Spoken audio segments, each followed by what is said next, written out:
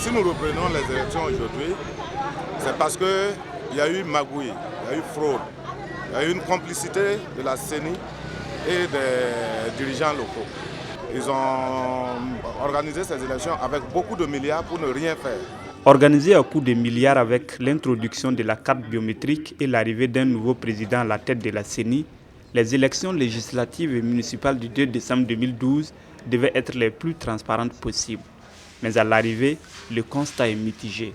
L'arrondissement 4 ici, là, la CENI n'a qu'à regarder. Ici, c'était la magouille. Rien n'a marché ici à l'arrondissement 4, à Nongolmassim ici. Chez moi, c'est l'échec total. Parce que ça n'a pas marché. Au niveau de Nongolmassim, il ne faut pas l'arrondissement 4, il ne faut pas qu'on essaie de cacher quelque chose. Ça n'a pas marché.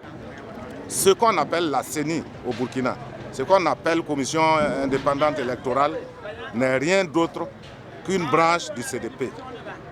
Et si on a des problèmes, il faut que tout le monde en veuille à ce monsieur de la CENI.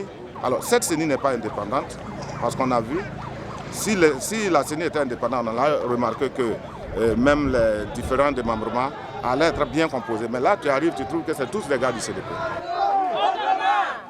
Le jour même du vote, avec les informations qu'on avait, on a constaté que c'est le maire Zakaria Sawadogo qui transportait les urnes et les bulletins de vote et il les amenait dans des destinations inconnues. Et après cette élection, on a remarqué que par exemple les bureaux de vote qui n'étaient pas ouverts avaient des résultats au niveau de la CENI. Même au niveau du Congrès pour la démocratie et le progrès, la Commission électorale nationale indépendante est accusée de n'avoir pas fait son travail. Je crois que certains ont pris comme programme politique la question des fraudes. Le CDP n'a pas eu pour programme politique. Nous avons un programme qui est bâti sur la stratégie de croissance accélérée, sur le programme présidentiel et sur le bilan des communes et des arrondissements que nous avons gérés. Au regard de ce qui s'est passé, vous vous rendez compte que le Conseil d'État, qui est la juridiction supérieure avec la CENI, ont affirmé qu'il n'y a pas eu de manipulation d'aucun parti et que c'était une insuffisance au niveau du dispositif de la CENI qui a amené à ce que nous puissions vivre cette situation. Mais nous avons consolidé notre position. Mais à l'arrondissement 4, il y a quand même... Non, il n'y a aucun jugement qui a été dit contre le CDP, ni aucun parti. Donc référez-vous au jugement qui a été dit à ce niveau. Le CDP n'a pas fraudé, c'est le CENI qui n'a pas pu faire son travail. C'est à cause de ça qu'on nous accuse que nous on a fraudé. Même constat au niveau de certains observateurs de la vie politique burkinabé.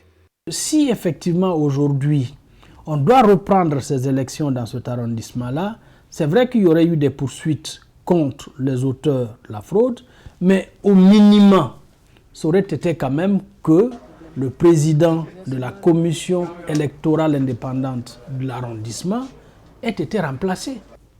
Malheureusement, c'est le même qui aujourd'hui encore va administrer ces mêmes élections. Bon, à sa décharge, aucun parti de l'opposition non plus n'a protesté. Le Conseil d'État a donc décidé la reprise des élections municipales dans 691 bureaux de vote situés dans 102 communes à travers le pays. Mais les partis d'opposition craignent toujours les cas de fraude, surtout dans la capitale Ouagadougou. Nous savons que nous allons gagner. Nous savons que nous allons gagner. Alors, notre seule crainte, c'est la CENI. C'est ce qui s'est déjà passé au niveau de la CENI. Et ce que la CENI nous a dit tout récemment, on ne sait pas ce qui se prépare. Sinon, consciencieusement, même eux, ils savent qu'on doit gagner. Oui, c'est ça. Merci.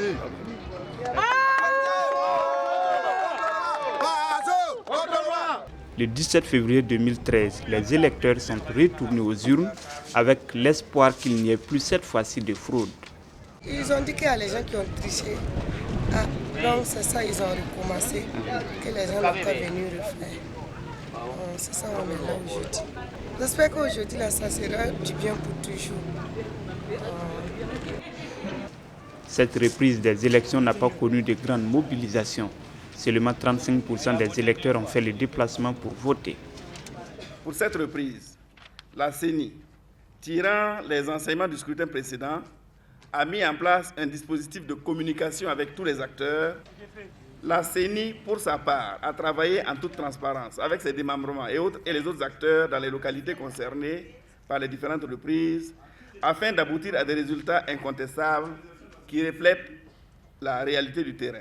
Mais pour les observateurs de la scène politique nationale comme Newton Ahmed Bari, Le véritable problème des élections au Burkina n'est pas celui des fraudes. Le problème fondamental de nos élections, c'est une question d'éthique. Avant tout, on ne construit pas une société sur le mensonge. On ne peut pas imaginer que des gens qui dirigent la destinée des millions de personnes puissent être désignés sous les conditions de fraude ou d'avoir été malhonnêtes pour parvenir à leur fin. Si ceux qui sont censés promouvoir la bonne gouvernance et la transparence sont les mêmes à frauder, cela ne remet-il pas en cause tout le système démocratique? Droit Libre TV, la web télé 100% droits humains, 100% liberté d'expression.